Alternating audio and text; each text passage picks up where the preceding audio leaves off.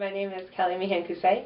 I am a paramedic and basic life support instructor with San Juan Regional Medical Center Paramedics.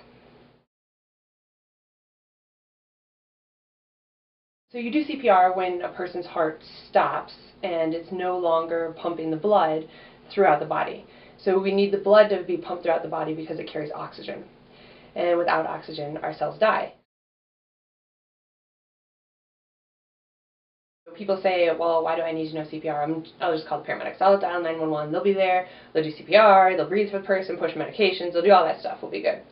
Problem is that we know when cells don't get oxygen, they start to die. And brain cells start to die in less than 5 minutes without oxygen. So we can get there. We may be able to restart the heart. We still may be able to save that person. I'm not saying that after 5 minutes, forget about it. But if you do CPR before we get there, that makes that person that much more likely to survive. You push on the heart in a way that causes it to still pump some of the blood throughout the body and get oxygen to the cells. An AED is an automated external defibrillator. So if you think of like movies and TV shows where doctors are yelling clear and shock, it's not quite to that extent, but it's user-friendly, so we find it throughout the community. Schools, gyms, the mall, the airport. You find them in places where there's a heart, usually like a lightning bolt next to it, and all you have to do is be able to open it up, turn it on, and you put the pads on the person's chest.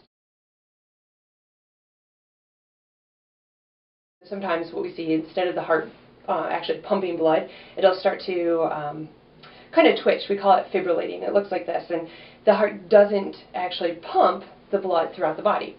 So we need to shock it to get it into a regular rhythm.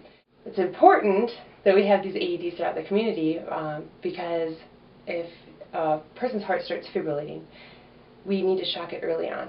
The longer that it goes like that, the less likely it'll be that we can actually shock it into a normal rhythm. Yeah, you can wait for the paramedics, but you could shock it early too, and the person has that much more chance of surviving. It's important for you to know CPR for your friends and family and neighbors and loved ones and the whole shebang, just as much as it is for you to call 911. There's 2 available free CPR classes on Saturday, February 18th.